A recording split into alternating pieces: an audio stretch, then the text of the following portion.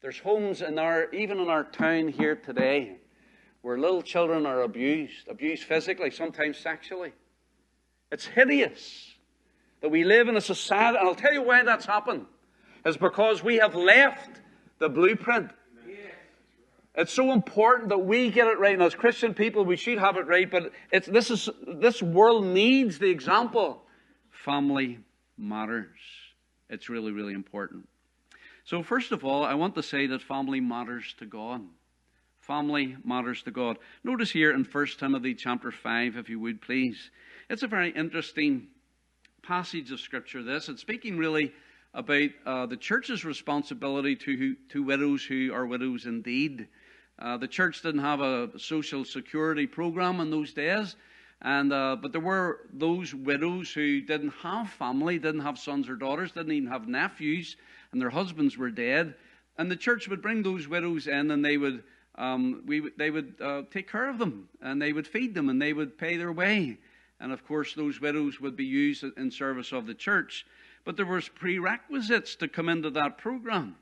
And he says, now if this widow has a son or daughter, it's the family's responsibility. The first responsibility to look after elderly is not the church. And by the way, it's not government. The first responsibility to looking after mom and dad is the children. It is the children's responsibility.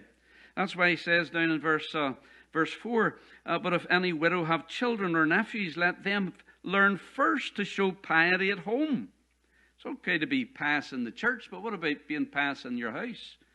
And to requite, the word requite there means to repay their parents, for that is good and acceptable before God.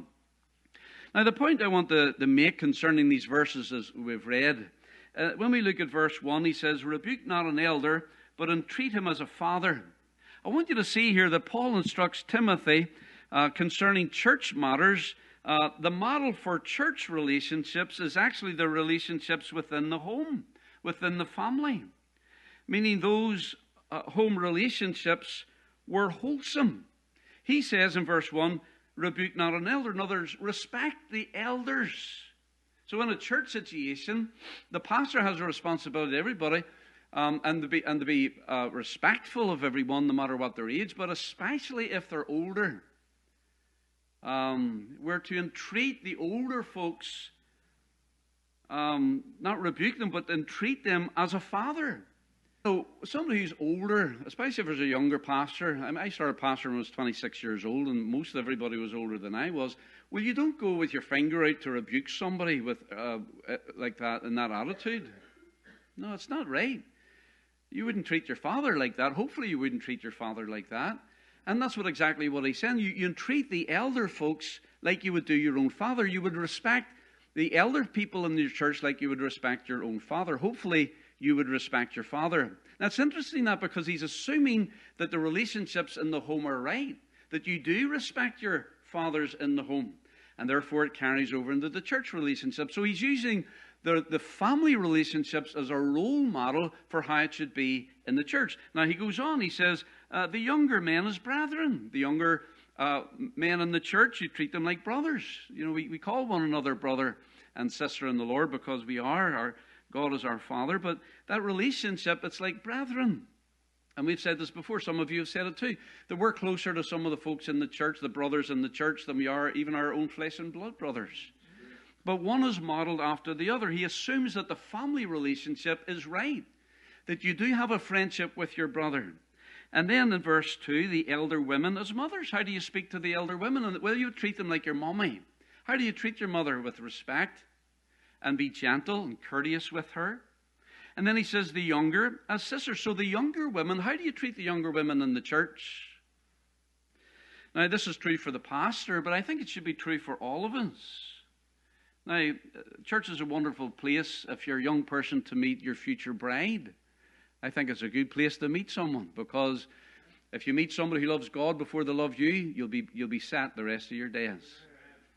I'd rather meet my bride in the church, which is what I met Leslie at Bible school. What a wonderful thing. Best thing I got from Bible school was my wife. But before I got saved, and I'd be hanging around discos and bars and stuff, I'll tell you what, I'm so glad that I didn't get involved with some of them. It would have ruined my life. You think about that, young people. I'm telling you the truth now. But he says the younger as sisters. How do you treat the ladies in the church? You treat them like sisters.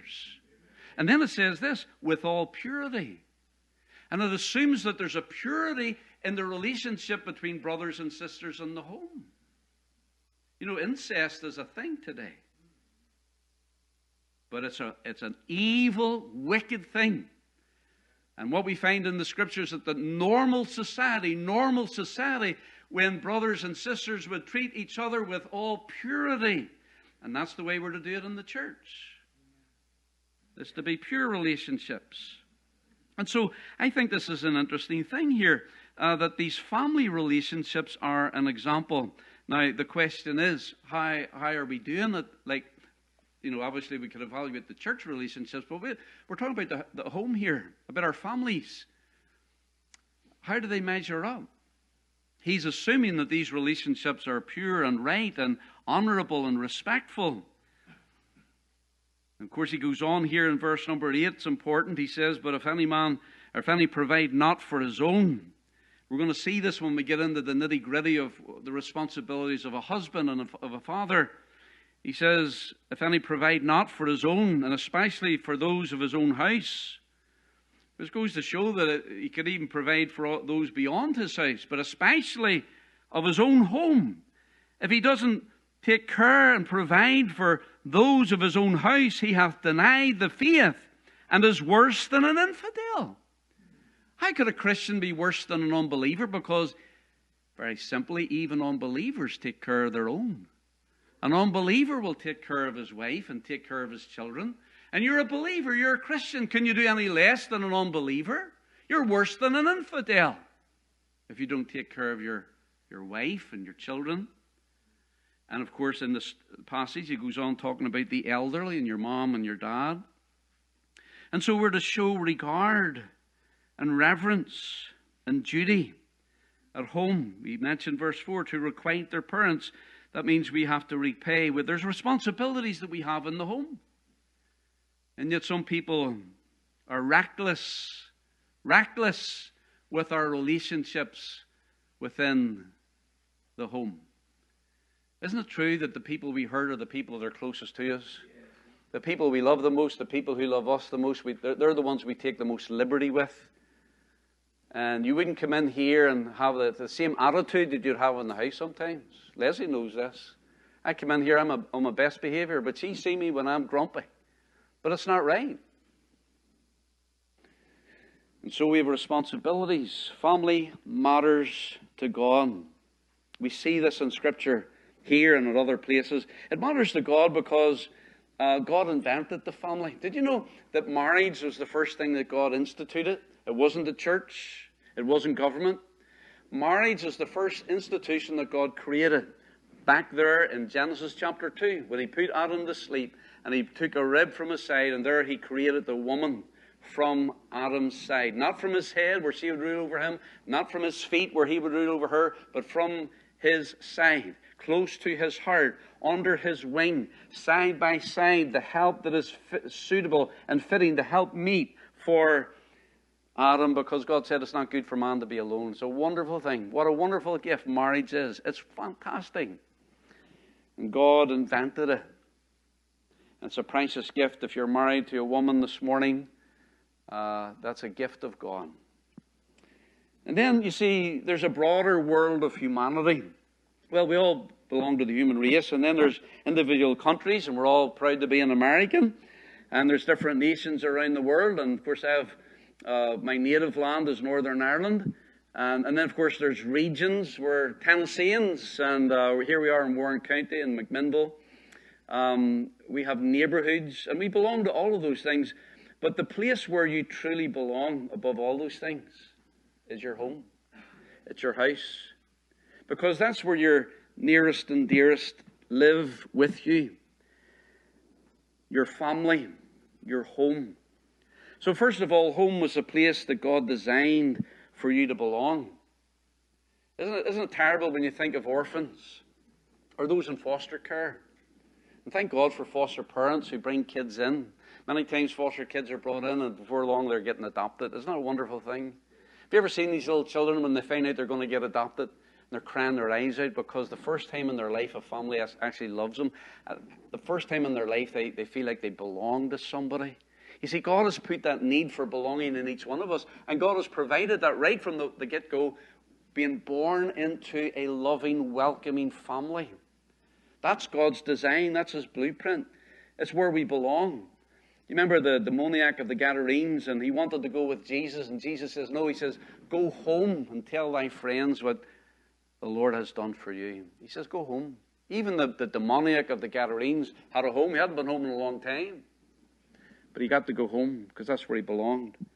And then the shepherd who lost his sheep, it says he brought the sheep on his shoulders, and he brought the sheep home, the lost sheep.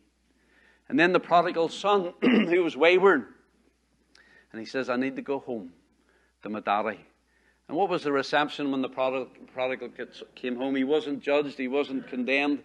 His father saw him a great way off, and the father ran. This old man ran down the road and embraced his son, kissed his son, and welcomed his son.